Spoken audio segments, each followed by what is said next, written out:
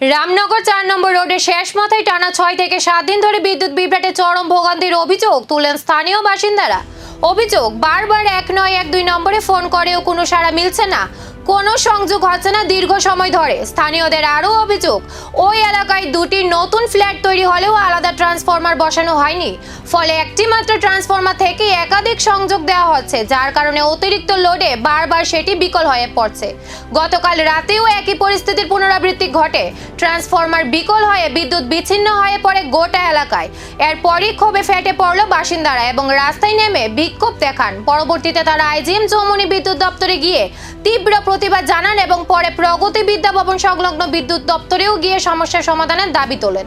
দিনের পর দিন পরিষেবা না পেয়েও নিয়মিত বিদ্যুৎ বিল দেওয়া নিয়ে প্রশ্ন তুলছেন সাধারণ মানুষ। তাদের দাবি, অবিলম্বে সমস্যা সমাধান না হলে তারা আবারও বৃহত্তর আন্দোলনে নামতে বাধ্য হবেন।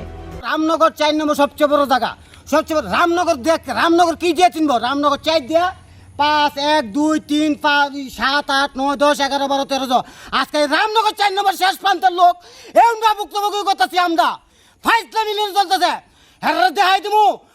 প্রথমত কথা হলো রামনগর ৪ দিয়েছে সবটির কানেক্ট পাওয়া যায়। রামনগর ৪ কোণ, ১ কোণ, ২ কোণ, ৩ কোণ, ৫ কোণ, ৭ কোণ, ৮ কোণ, ১১ কোণ, ১২ কোণ, ১৩ কোণ, ১৪ কোণ, ১৫ কোণ অন বাইরেছে।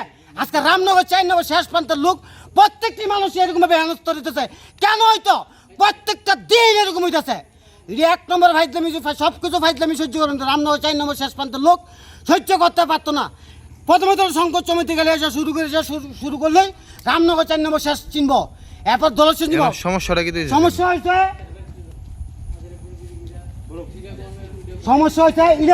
ইলেকট্রিক কারেন্টের ইয়েছিলা ইয়ে না। আমার কেউ কথা আমার আটকে একটা না, বাইটা ফল কিছু মানুষের আমি আওয়াজ শুনতেছি, কিন্তু আমি আমার কথা আমি আটকে দিতাম না।